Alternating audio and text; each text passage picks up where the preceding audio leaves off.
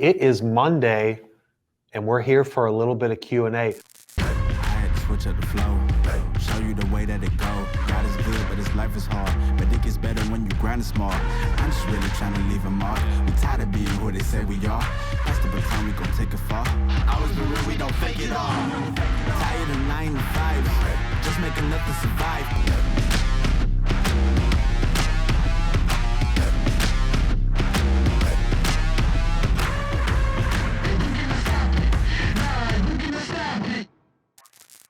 What industries do you think should be posting their products on Instagram and why? I feel like in theory, if you can take some cool pictures or if you're shooting videos or if you have videos, anybody can go to Instagram, upload videos to the reels, upload images as a post, but it comes down to do you have something that's cool, right? Like, so machine shops definitely can get more traction on Instagram than somebody else. But if you can take a picture of what you're making or do a video of your process, definitely that should go on Instagram. I feel like in general, Instagram's evolving with their fighting over users from TikTok to Instagram. Like, if you're in the Instagram game as a personal person, so as a consumer, you'll see that once TikTok came along and started getting famous over the last couple of years, a lot of what you see on Instagram is just people reposting their TikToks. And so then Instagram came out with Reels, which is now where they want you to post their content onto the Reel side, if it's video content. So I feel like if you can show something that is cool looking or somewhat educational, I feel like anybody can go on Instagram nowadays, whereas traditionally it's only been people that can show cool pictures, machine shops, cool parts they're making, fabrication type things.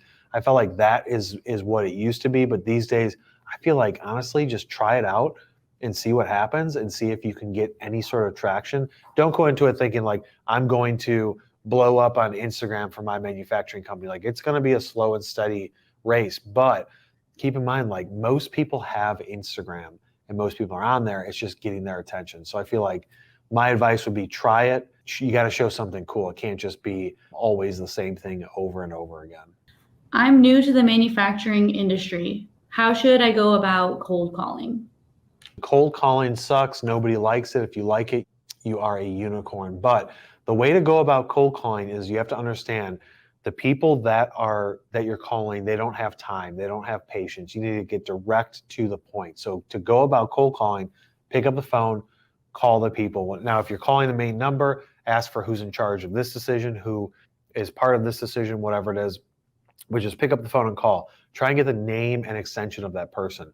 Talk to that person and understand they're short on time. You don't have to waste time with like, hey, this is, I work for this company and we're a leader and blah, blah, blah, blah. And you go through your initial scripting pitch. You need to get direct to the point because you know they don't have time. So you just say, my name's Kyle and I work for this company. I wanted to ask you a question. Do you have any issues with this? Do you have any problems with that?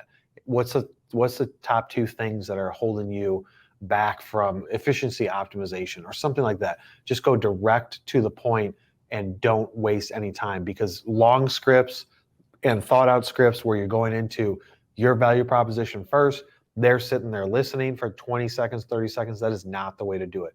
Go right into it. You know it's a cold call. They know it's a cold call. If you can make a joke about it and be like, look, this is a cold call. I'm Kyle with this company. I just wanted to see, are you the right person to talk to about this?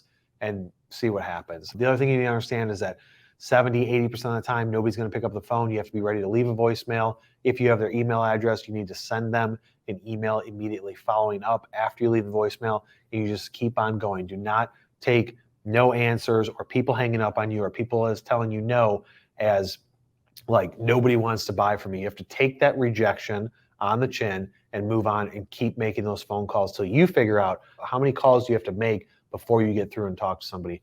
My blog posts are currently not ranking. Should I be worried? Should you be worried? It depends on the amount of time that it's been. If you post something and it hasn't been ranking for 2 weeks, 3 weeks, maybe 40 days, not a huge deal. There's a couple things that you need to look at though. Is your title optimized for SEO search? Do you have the on-page SEO optimization done for that article? Is there an H1 tag, an H2 tag, an H3 tag? Do you have the keyword density of the phrase that you're trying to go after? Is it in the 1, 2, 3% density of the entire article? So that means that take 3% of the total amount of words. If your words are 1,500, multiply it by 0.03. That gives you how many times, that's what 3% is. That gives you how many times you need to say that phrase to be higher up on the Google search results. So I think it depends on time.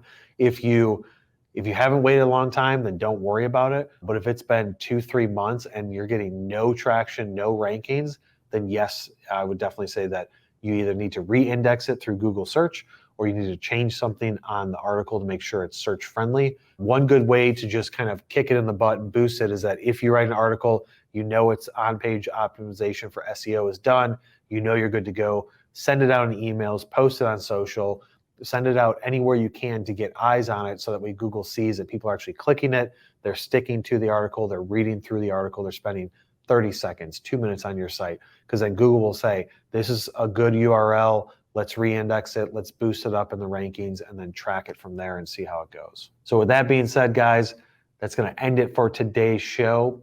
Be sure to subscribe to me wherever you want to consume the content, and we will see you on the next one.